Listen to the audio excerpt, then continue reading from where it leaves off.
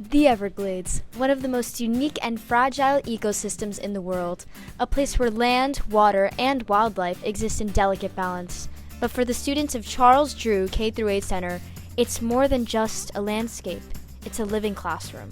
So one of our 7th grade objectives that you're going to be tested on is our food web. So these producers, consumers, and decomposers, they're all organisms that's in the Everglades. We have our food system, our food web. We start with what level? Not decomposers. We start from the sun to what?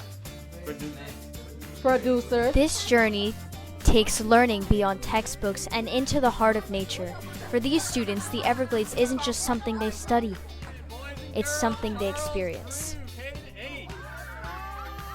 We saw that sawgrass prairie yesterday. We saw that hardwood hammock. And then now we're seeing some pine rockland now right around me.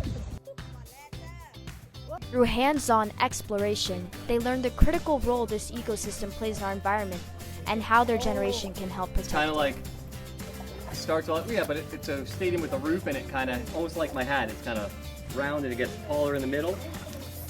That's what we are in right now. The trees up at the road, where the water was more shallow, those trees were shorter, right? Now the water's deeper. Look how tall these trees are. More than 6 feet. Educators, this is more than a field trip. It's a bridge between science and real-world impact. Seeing students engage, ask questions, and make connections between their studies and the natural world is invaluable. My name is Delilah Derr. My first expression was I was very nervous. What surprised me was how many alligators we saw. Hi, my name is Steven Campbell. Yeah, I learned about the stars because I never knew how to find the Big Dipper and stuff, but I finally found out. All right, we did a half here because that's enough for me. My name is Zakiria Tyson. The most interesting was how many paintings was on the bricks when we got there.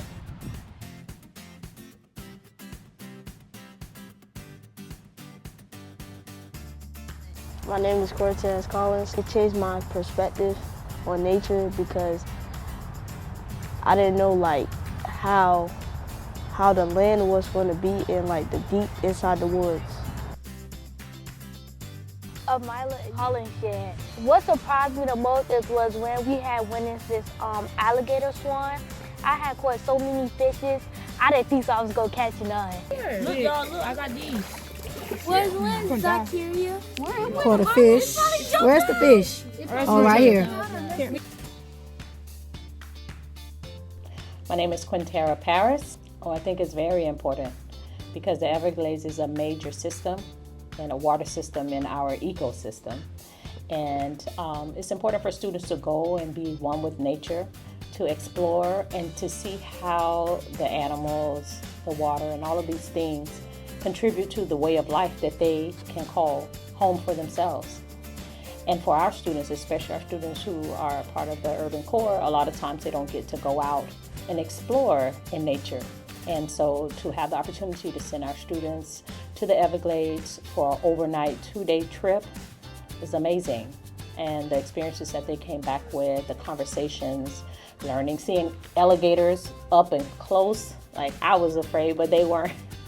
And just to be there at night, hearing the night sounds and understanding why each of those animals and things that are part of nature are so important to the world that we live in. From the classroom to the wetlands, lessons come to life. And as the sun sets over the Everglades, the learning doesn't stop.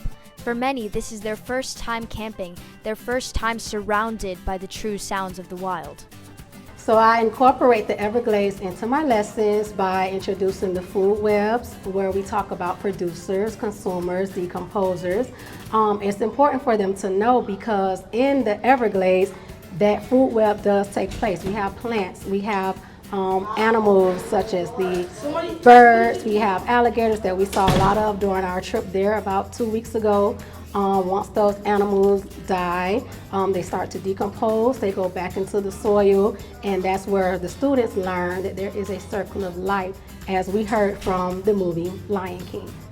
After going to the Everglades is that they are more aware of their surroundings, what's going on in the world with them. One of the activities we did in the Everglades is about water conservation, so they're less wasteful of the water that they're using now in school and probably at home also. The Everglades is not just a natural wonder, it's a part of our history, our culture, and our future. Protecting it starts with education, and these students are the next generation of environmental stewards. One experience, a lifetime of impact. The Everglades has given these students a lesson they'll never forget, and a responsibility they'll carry forward.